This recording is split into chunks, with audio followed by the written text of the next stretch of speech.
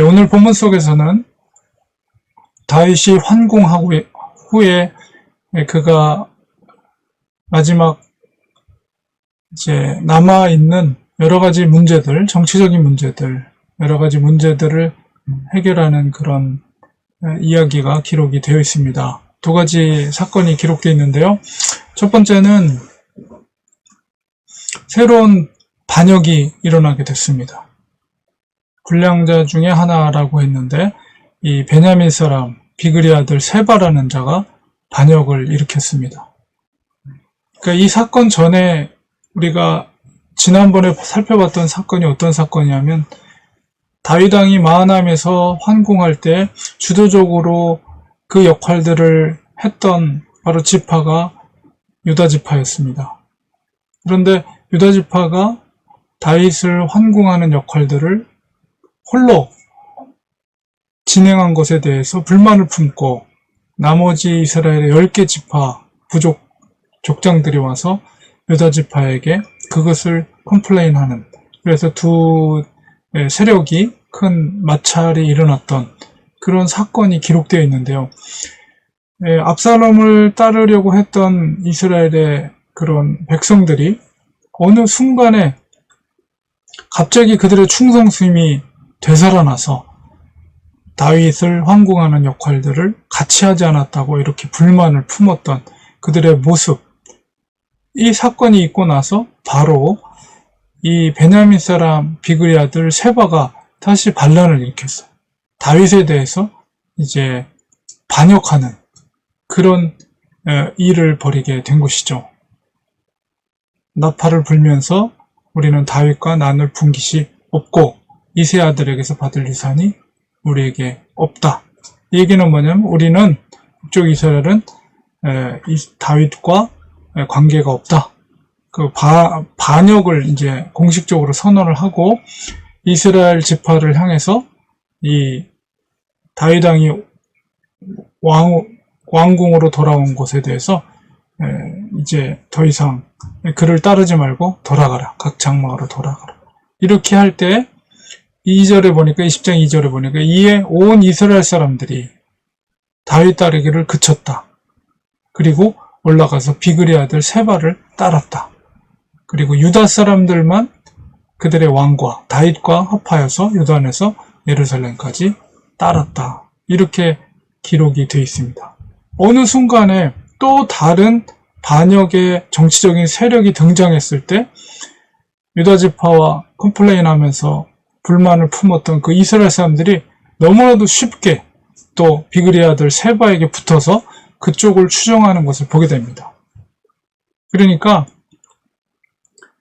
이스라엘의 그 10개 지파의 사람들은 다윗을 하나님의 어떤 메시아로서의 그 권위, 이런 것들을 인정한 것이 아니라 얼마든지 자기들의 유익을 위해서 정치적인 어떤 세력이 등장하면 얼마든지 왕권을 빼앗을 수 있다라는 인간적인 생각과 계산들을 가지고 세바를 추종하는 것을 보게 됩니다.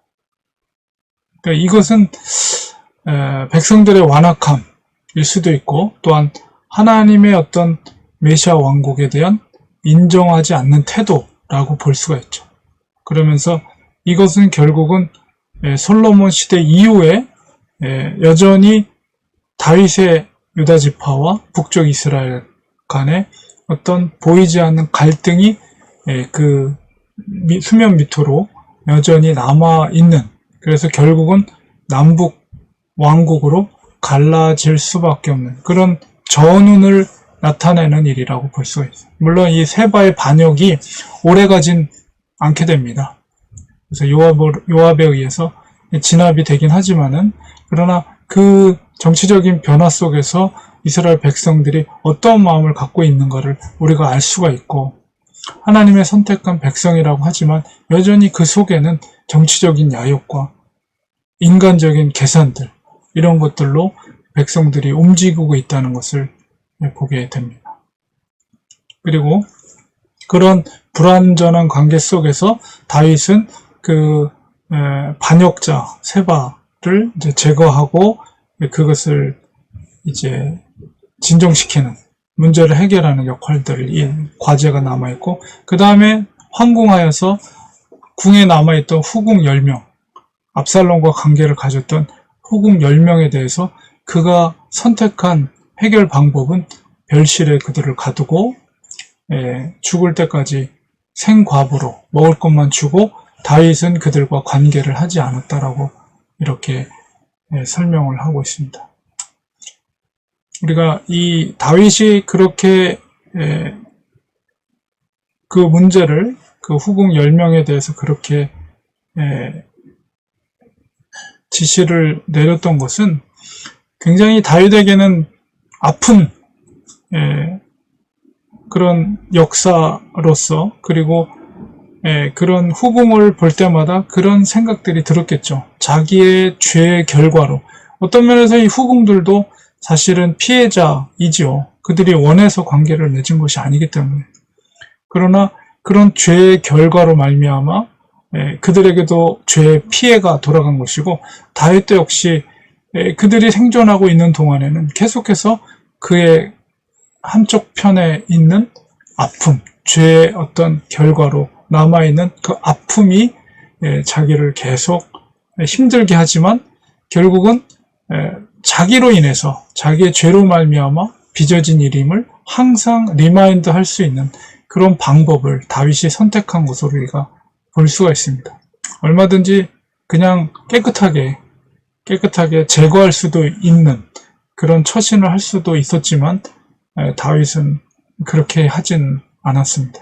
그래서 결국은 죄의 결과라는 것은 이렇게 고통을 수반할 수밖에 없다는 것을 알게 되고, 다윗은 그 속에서 가장 올바른 처신이 무엇인가, 올바로 이 일을 마무리하는 것이 무엇인가라고 했을 때 그들을 처치하지는 않지만 바로 그들을 생존할 때 관계는 하지 않으면서 그들을 생각할 때마다 압살롬, 그리고 자기가 지은 죄, 그런 어떤 회개의 마음, 이런 것들을 계속 죽을 때까지 생각을 하게 됐을 것입니다. 그래서 결국 압살롬이 제거된 이후에 이제 황궁하고 예루살렘으로 돌아와서 나머지의 모든 문제들을 수습하는 과정 속에서도 계속 이런 문제들이 발생하는 것을 보게 됩니다. 그만큼 왕의 자리가 쉽지 않은 자리이고, 또한 그 자기가 저지른 죄로 말미암아 많은 사람들이 고통을 받게 되는, 많은 백성들이 수만 명이 죽었고, 또한 후궁들도 이런 대접을 받을 수밖에 없는 상황, 그 속에서 자기 자신도 고통 속에 있게 되는 상황, 이런 것들을 통해서 다윗은 결코 그 말년에는 쉽지 않은, 정말 힘든 말년을 맞이하게 된 것을 보게 됩니다. 그리고 이제 어느 정도 수습이 된 이후에도 다윗은 또한 또 범죄를, 하나님 앞에 범죄하는 인구조사를 통해서 범죄하게 되는 결과를 초래하게 되는데, 이제 다윗의 마지막 말년의 기록들이 이 책 속에 기록되어 있습니다.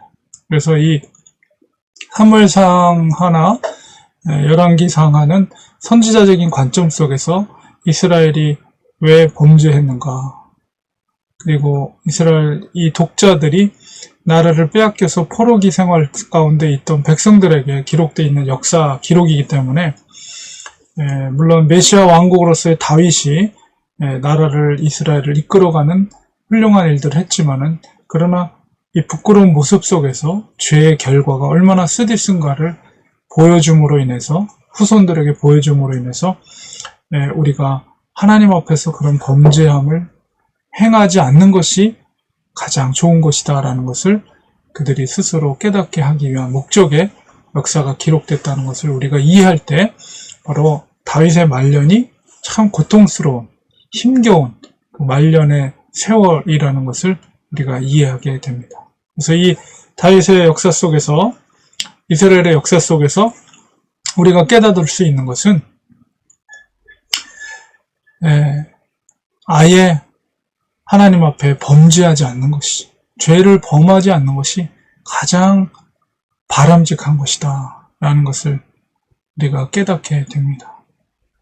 물론 그 범죄함에서 다윗이 다시 회복되는 과정도 영적인 승리라고 볼 수 있지만 그가 범죄하지 않았다라면 그 밧세바를 보았을 때 음욕을 품지 않고 음욕을 품었을 때 거기서 멈추고 하나님 앞에 회개하고 자기의 자리로 돌아갔다라면 이런 엄청난 결과들은 빚어지지 않았을 텐데라는 안타까운 가정들을 역사적인 가정을 우리가 하게 됩니다.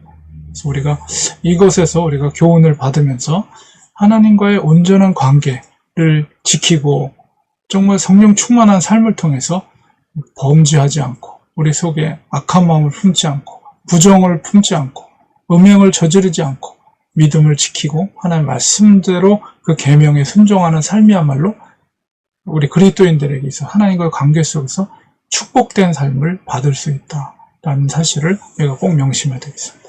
기도하겠습니다. 하나님 아버지, 다윗의 말년 속에 그가 겪게 된 수많은 고통과 괴로움은 그의 죄의 결과임을 우리가 역사 속에서 보게 됩니다. 하나님, 우리가 이 땅에 살아가면서 우리의 연약함으로 인해서 때로는 하나님의 뜻대로 살지 못할 때가 많이 있지만 하나님 무엇보다도 우리가 말씀과 계명에 준행하는 삶을 통해서 범죄하지 않게 하시고 하나님과의 온전한 관계를 우리가 늘 회복하고 주님께 정말 기뻐 받으실 만한 하나님이 인정할 만한 그런 온전한 모습으로 신앙생활 해나갈 수 있는 우리가 될 수 있도록 성령 충만함으로 기름 부어주시고 하나님께서 우리를 붙잡아 주시옵소서. 예수님의 이름으로 기도리옵나이다. 아멘.